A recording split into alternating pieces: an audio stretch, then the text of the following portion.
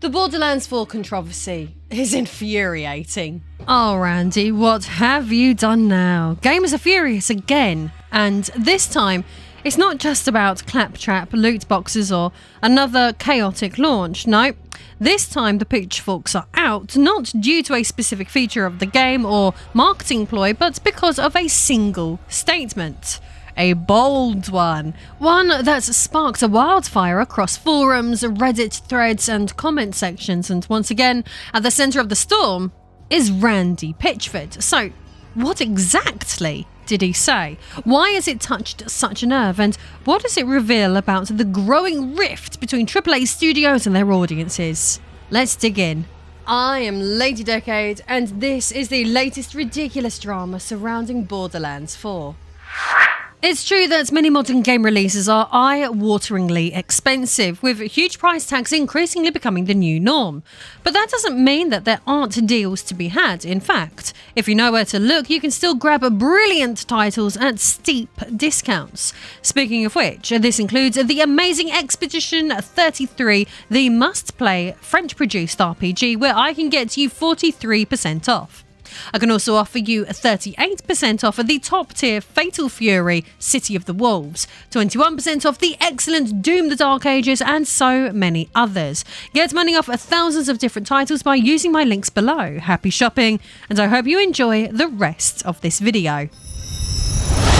As the dust kicks up around Randy's latest comment, it's tempting to dismiss the outrage as just another internet pile-on, but underneath the memes and mockery, there's a genuine sense of frustration brewing, because this isn't just about one gamer or one developer, it's about a pattern, a creeping feeling that the industry is pushing boundaries not to innovate, but to see how far they can stretch our goodwill. Leading many to ask, what should a good video game actually be worth? It's a question that's becoming deliberately murky, not because games are improving, but because publishers are quietly testing just how far they can milk their audiences. $60 was once the norm. Then came $70. Now we're staring down the barrel of $80 and they're barely even pretending to justify it. Oh, they'll mutter about inflation, ballooning dev costs, cinematic ambition, all the usual buzzwords. But let's be honest, the explanation always comes after the price hike. First they'll raise the tag, then they spin the narrative. It's not transparency, it's damage control. And here's the problem. When prices climb, expectations don't just rise, they explode. If a game dares to underdeliver at that premium price, it's not just disappointing, it's insulting. It tells players their loyalty is a resource to be mined, not respected. Yes, inflation exists, but so do sales, indie masterpieces, and subscription services offering more value than half the AAA market. So when a publisher slaps $80 on a sequel and shrugs, it's not just galling, it's revealing, because it shows exactly how little they think of the people footing the bill. And that's why one recent controversy has hit such a nerve, not because of the price itself, but because of what it revealed about how some people in this industry view their audience. We're talking about Borderlands 4, a game rumoured to be one of the first mainstream titles aiming for that $80 launch price, and the backlash that followed when Randy Pitchford, co-founder of Gearbox and longtime frontman of the franchise, responded to concerns not of clarity, but with this: if you're a real fan, you'll find a way to make it happen. Just let that hubris sink in. But no wonder this statement had rubbed so many players the wrong way, because this isn't just about Borderlands, it's about entitlement, not from players, but from the executives who believe affection for a franchise doubles as a credit line. The level of arrogance and complacency on display when making such a bold statement is absolutely off the scale, and making the blind assumption that brand loyalty is infinite and that being a fan somehow means you're morally obligated to pay more is quite frankly insulting. To people like this, it quickly begins to look very much like that, to them at least. At some point, loving a game stopped meaning that you enjoyed it and started meaning that you owed the publisher something, and that's a shift. That's why statements like this are worth calling out and picking apart. Pitchford, who responded not with reassurance or transparency with regards to the $80 price tag, addressed the situation with a strange mix of deflection and nostalgia. His exact words were: A. It's not my call. B. If you're a real fan, you'll find a way to make it happen. My local game store had Starflight for Sega Genesis for $80 in 1991 when I was just out of high school working minimum wage at an ice cream parlour in Pismo Beach, and I found a way to make it happen. On the surface, this was pitched as a harmless personal memory, but the timing and context turned it into something else entirely. The moment you tell people concerned about price that they'll find a way if they're truly loyal, you're no longer sharing a story, you're setting a standard. Whether he meant to or not, Pitchford gave the impression that if you're unwilling to pay $80, your fandom doesn't count. Naturally, this didn't go down well. The backlash was swift, and for good reason. Pitchford's claim that pricing decisions aren't his responsibility might be technically true. The final say belongs to the publisher, Take-Two Interactive, but he isn't just another cog in the machine. He's the figurehead of the franchise. He's the one giving interviews, hosting panels, and fronting announcements. If he genuinely had no opinion on the price, he wouldn't be using his platform to guilt-trip people into accepting it.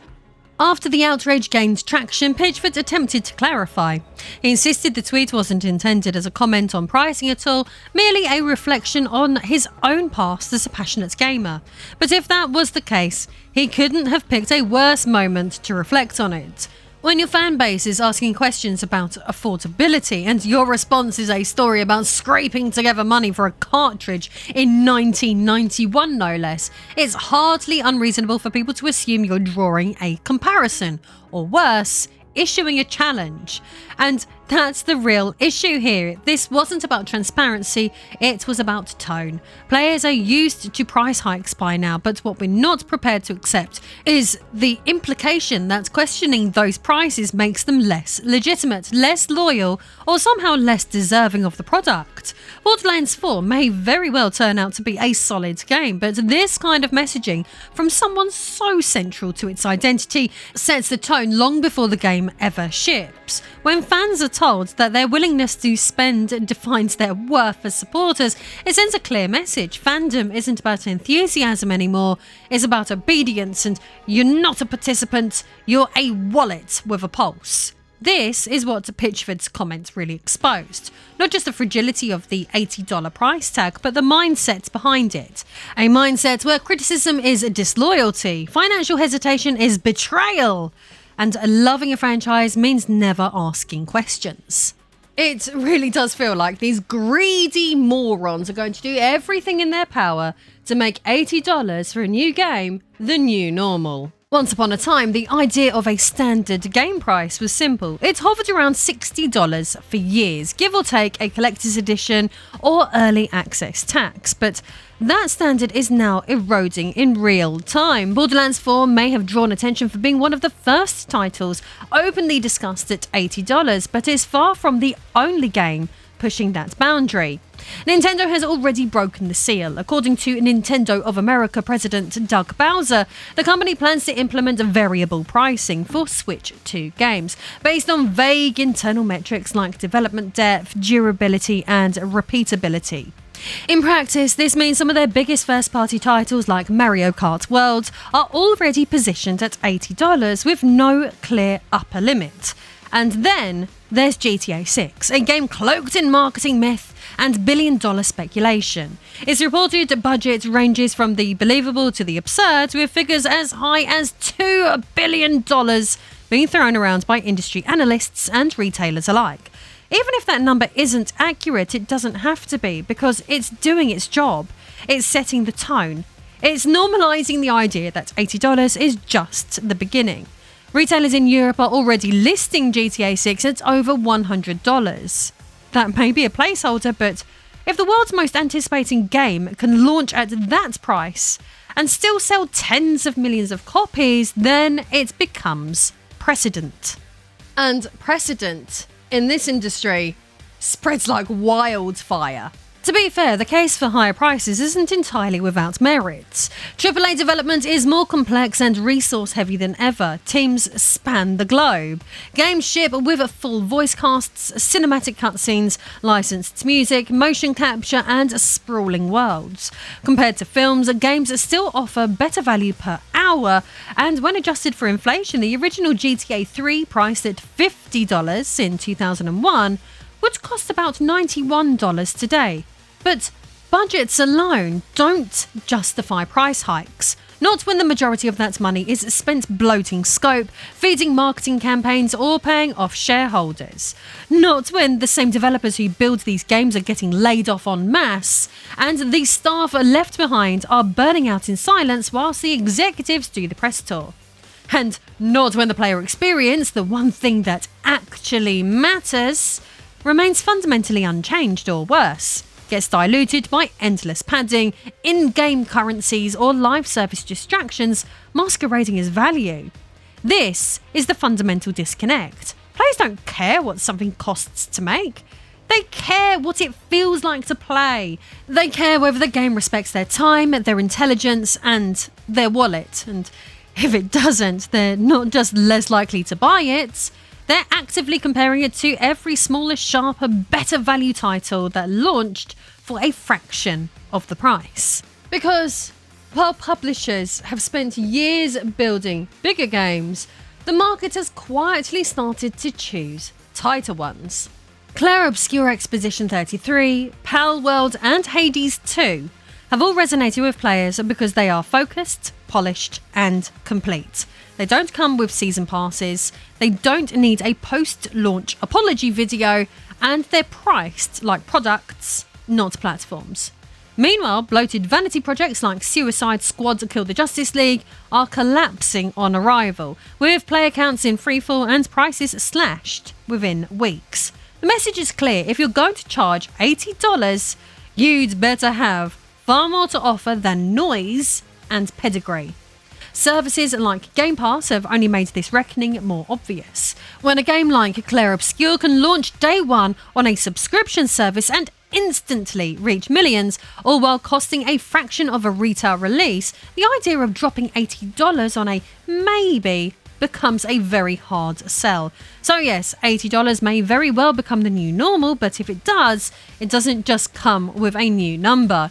It comes with new expectations, because $80 isn't a flex, it's a promise.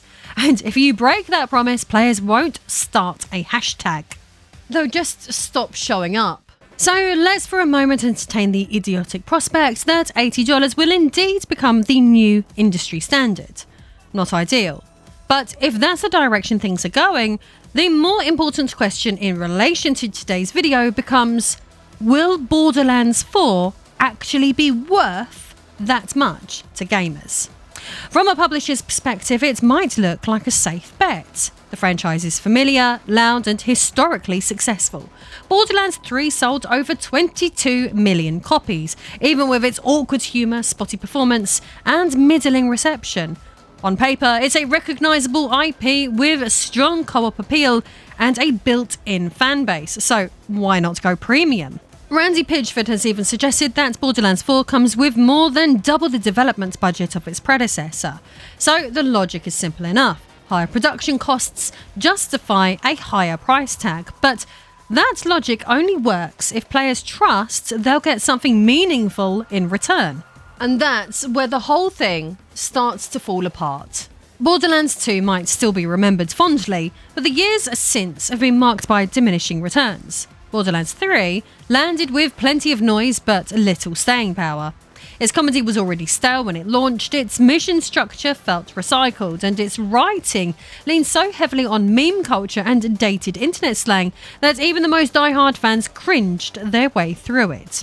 And that is without even mentioning the Borderlands movie, a 2024 release that somehow managed to be more embarrassing than anyone expected. Panned by critics, tonally incoherent, and saddled with a cast that felt mismatched from the outset, the film did a little more than reinforce what fans were already beginning to suspect, that the people steering the Borderlands brand no longer understand what made it work in the first place. Instead of revitalising the franchise, the movie dragged it further into farce, the cinematic equivalent of Claptrap shouting into the void for 2 hours straight. So when Borderlands 4 was finally revealed, the reaction was subdued. The trailers offered no indication of reinvention. The tone, the art style, the characters, everything about it felt familiar. And in a space already crowded with alternatives, familiarity doesn't earn you goodwill. It earns you comparison. Because for $80, players expect more than a sequel that looks like it was built on the same blueprint. They expect growth, risk, evidence that this entry has something new to say, or at least a better way of saying it. And if there is innovation buried under the surface, Gearbox hasn't shown it. Instead of a compelling pitch, we got a justification. Not, here's why this is special, but here's why this costs more. That's not marketing, that's hedging. Bearing this in mind, it becomes even harder to justify when you stack Borderlands 4 up against franchises that have genuinely earned the right to charge more. Games like Final Fantasy VII Rebirth, Elden Ring and Baldur's Gate 3, the latter of which, for the most part, didn't rely on legacy or brand recognition but delivered something new, something substantial and something polished. Those games didn't assume the sale, they earned them. Borderlands 4, by contrast, currently looks like just another entry. Same formula, same rhythm, same claptrap. When competing looter shooters are offering deeper systems, more frequent content updates and broader access models, often for free or on subscription, you can't rely on name alone. For obvious reasons, even the fanbase seems wary. Most online discussions do not revolve around anticipation, they revolve around pricing strategy. The dominant tone isn't hype, it's caution. Phrases like, "I'll wait for a sale" and "I'll grab it on Game Pass" have become the default. And that's the real danger here. Not that people are all necessarily furious, but it's the fact that they're indifferent, which is arguably even worse. Because once players stop feeling excited and start feeling transactional, the perceived value evaporates. This isn't just about whether Borderlands 4 is going to be an $80 game. It's about whether it's done anything to prove it deserves to be.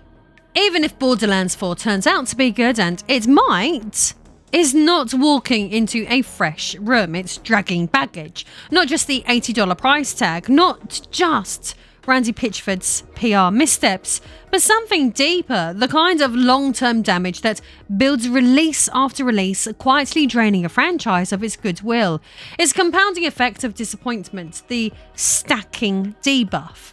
Sure, one underwhelming entry doesn't kill a series. Two might not either. But once a pattern emerges, something shifts. Enthusiasm turns into caution and optimism becomes skepticism, and eventually fans don't leave in anger, they just stop showing up. This isn't unique to Borderlands, we've seen it before. World of Warcraft survived Battle of Azeroth. It even limped through Shadowlands, but by the time Dragonflight arrived, a solid expansion by most accounts, the audience had already moved on. Blizzard didn't just lose players, it's lost momentum, and once that goes, it rarely comes back. Obviously, we've also been watching Assassin's Creed following a similar arc. The annual releases, the copy-paste mechanics, the ever-expanding maps with less and less to say. No single title killed the franchise, but over time anticipation is giving way to obligation, and obligation is a short road to burnout. Even Cyberpunk 2077, which made a genuine effort to rebuild itself, couldn't fully shake the ghost of its own launch. Phantom Liberty and the 2.0 update were strong, but the damage had been done. And you can be sure that CD Projekt Red will still be dealing with that baggage when The Witcher 4 arrives. Now, Borderlands finds itself on the same slippery slope. But then again, who cares if Borderlands 4 launches overpriced after all? As Pitchford said, if you're a real fan, you'll make it happen. It's hard to imagine a more perfect example of how not to rebuild trust. Because when a series is trying to recover from mixed reception, rising indifference and visible attrition, the last thing anyone wants to hear is how they owe it their loyalty. At this point, even if Borderlands 4 is more polished and more refined and more fun than the last entry, it's not starting from zero. It's starting from behind. And in modern gaming, legacy doesn't earn you forgiveness, it earns you scrutiny. And that's the reality this franchise is now dealing with. Not open hostility, but waning interest. And in 2025, that's what failure looks like. Claiming the price of the game will not be his call is the kind of doublespeak that isn't unique to Pitchford either. Across the industry, we're seeing the same pattern. Ubisoft tells players to embrace a future where they don't own the games they buy. Strauss Zelnick, CEO of Take-Two, insists that consumers will pay for the very best. Premium pricing is floated like it's inevitable. But the accountability for those price tags is always missing. No one wants to take the blame, but someone is always cashing the check. Meanwhile, the burden falls on players. They're the ones expected to accept the new normal, to pre-order at full price, to buy season passes before the game even launches. And when that purchase doesn't deliver, the response isn't ownership, it's silence. Or worse, another lecture on how hard development is. Pitchford has already stated that Borderlands 4 cost more than double what Borderlands 3 did to produce. But in the same breath, he's insisting that pricing isn't his responsibility, so which is it? If you're pointing to the production budget to build hype, you're implicitly justifying the price. You don't need to be in charge of the number on the box to be part of the messaging. It's a game of corporate hot potato. Creative points to finance. Finance points to marketing. Marketing points to the market. And it all ends with the same exhausted line, "It's not my call." And frankly, that excuse has worn thin. Because players aren't just looking for lower prices, they're looking for someone, or anyone, to be honest, to stand in front of a camera or type out a post and say, yes, this game costs more, and here's why, and here's what you're getting in return. What they're getting instead is guilt-tripping wrapped in plausible deniability, a message that says real fans pay up, quickly followed by a retreat into the corporate hierarchy. One Reddit user captured it perfectly when they posted, "If he has no say in the price, then maybe don't tell us to act like we're buying a family heirloom." The point isn't about whether Pitchford can personally approve the pricing. It's that when given the opportunity to speak with clarity and empathy, he chose instead to defend the price and disown it at the same time. That's not leadership, that's brand management. And in an industry already drowning in mixed messaging and eroding trust, that kind of evasiveness doesn't reassure anyone. It just confirms what players already suspect, that the people setting the tone for these franchises aren't listening. They're just reacting. One of the most significant shifts in the industry today is not happening on social media. It's not unfolding through outrage, viral hashtags, or grand statements. Instead, it's happening quietly in storefronts, in subscription metrics, and in the growing number of players who are simply choosing not to buy. Rather than making angry videos or flooding Reddit with complaints, many players are waiting for discounts, subscribing to services like Game Pass, turning to free-to-play alternatives, or ignoring full-price launches entirely unless a game appears genuinely exceptional. From a commercial standpoint, this kind of disengagement is far more damaging than outrage, because it is not loud, but it is consistent. Phrases like "I'll grab it for $20 in 6 months" or "not paying full price for more TikTok jokes" are not isolated sentiments. They are increasingly typical of how players assess value in 2025. This is not outrage, it's fatigue, and that fatigue is harder to reverse. What we're seeing with Borderlands is part of a broader trend. Consumer research shows that over 64% of players are spending less on games than they were 2 years ago, and over 90% now prioritise sales or subscriptions. This is not a passing phase. It is a structural change in how players engage with the industry. And we are already seeing the consequences. Tiny Tina's Wonderlands lost 75% of its players within 3 months. Suicide Squad Killed the Justice League collapsed on release. Even Call of Duty, a franchise once immune to criticism, is under increasing pressure to justify its annual presence. In contrast, the titles that are thriving tend to offer sharper value propositions. Games like Pal World, The First Descendant, and Expedition 33 provide expansive, content-rich experiences without the heavy financial overhead. Meanwhile, polished indie titles are priced at a third of a typical AAA release, yet manage to deliver more polish and replay value than many of them. Some might argue that players who dislike the price should simply choose not to buy the game, and that is precisely what is happening. They're not boycotting, they're not staging revolts, they're just choosing other options. This kind of silent exodus does not simply impact one release, it destabilizes the entire pricing model that games like Borderlands 4 rely on. The average player no longer buys out of habit. They have experienced too many disappointments and have learned to weigh each purchase against an abundance of alternatives that are often cheaper, better reviewed, and more transparent in their intentions. Borderlands 4, based on everything that's been revealed so far, has not made a persuasive case for itself. So yeah, players are still voting, not with outrage or protest, but with restraint, with redirection, and with wallets that are no longer open by default. And if publishers are not reading those signals carefully, they may find the final verdict is not rejection, but irrelevance. If there is one thing the Borderlands 4 controversy has made clear, is that the conversation around game pricing is no longer as simple as saying $80 is bad. In truth, both sides of the debate have a point. If a title like GTA 6 launches with a decade of content behind it and billions of dollars invested, then perhaps $80 is not unreasonable. But this is where publishers continue to misread the room and where the Borderlands 4 situation reveals something more fundamental. Pricing is not about production cost, it's about trust. It's about how the player perceives value. It's about the relationship between creators and consumers and the unspoken agreement that if you're asking for more, you deliver more. Not more filler, not louder marketing. What matters is meaningful quality, attention to detail, and the courage to do more than the minimum required. That is the point where the argument collapses. When Randy Pitchford told players that real fans will find a way to make it happen, he was not explaining development economics, he was reinforcing entitlement.